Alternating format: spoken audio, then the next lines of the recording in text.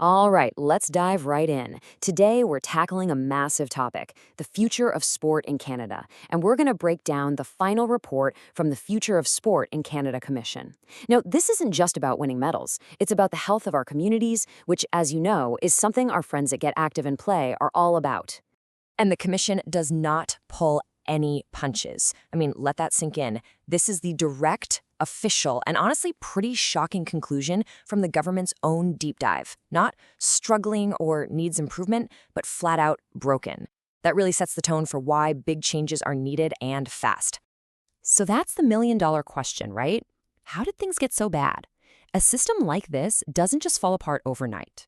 So in this explainer, we're going to unpack that official diagnosis, get to the root causes, and then, most importantly, look at the proposed path to fix it.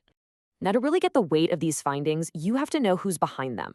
This commission was a huge deal. It was set up to do the first ever complete review of the entire Canadian sports system. We're talking everything from the local playground right up to the Olympic podium. That scope gives their conclusions some serious authority. Okay, so let's start with the diagnosis. Before you can prescribe a cure, you have to understand the illness. The report lays out in pretty stark detail exactly why the system is failing everyone, from kids just starting out to our elite athletes.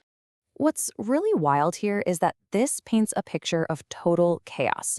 It turns out the system isn't really a system at all. It's more like a tangled mess of different organizations, all with overlapping jobs, not enough money, and no clear leader. This fragmentation, well, it just leads to waste, confusion, and a system that really doesn't work for anyone. And right here, this is the absolute core of the problem. There's this massive conflict. The whole system became obsessed with high performance, this win-at-all-costs culture, all about chasing medals. And that obsession came at the direct expense of what actually matters at the community level. Things like safety, making sure everyone can play, and just letting kids have fun. It's that grassroots level that groups like Get Active and Play work so hard to support. And boom, here it is in black and white, straight from the report. This quote just perfectly sums it up. This relentless pursuit of medals and elite glory basically starved community sports of the money and attention they desperately need. The priorities were just wrong. Okay, but it is not all doom and gloom. The report doesn't just point out all the problems and walk away. It actually offers a really detailed prescription, a clear roadmap for how we can get back on track. So, the Commission's many calls to action can really be boiled down to these three main things. You can think of it as a simple three-part treatment plan for the whole system. You gotta fix the leadership, fix the money, and fix the places where we play. First things first, leadership. To fix that fragmented mess we were talking about, the report says we need a single point person. The idea is to have one federal minister and one central organization in charge of sport in Canada.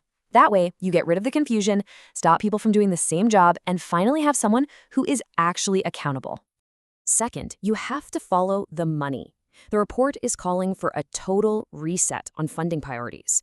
Now, this doesn't mean we stop supporting our Olympians, not at all. It just means we need to rebalance the scales so that community sport finally gets the investment it needs to be safe, inclusive, and accessible to everybody.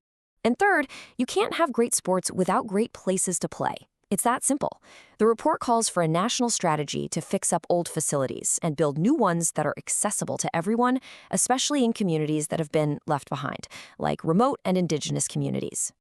So we have the diagnosis and the prescription, but what's the actual prognosis? What does the future look like if we actually follow this plan? Let's take a look at the long-term vision for a rebuilt Canadian sports system. And let's be really clear here. The report makes it plain that this is not going to be a quick fix. Not even close. Real change is going to take a serious long-term commitment. It needs deliberate, sustained effort from all levels of government, all working together. This is about rebuilding the foundation, not just patching up the cracks. But if we do put in that work, this is the goal. This is the future we could have. A system where a kid's well-being is way more important than a win, where safety and inclusion are non-negotiable. A system that people actually trust again, and one that builds a positive sports culture for every single Canadian, from the T-ball diamond to the Olympic podium. And that really brings us to the final question we want to leave you with. If we actually rebuild this thing from the ground up, with safety and participation at its core, what's the one big change you hope to see for your kids, for your community, for the next generation? Well, that's our breakdown of the report. This whole conversation about creating a positive, active culture is so important. And to keep up with great tips and updates, make sure you follow our friends at Get Active and Play on social media. Thanks so much for tuning in.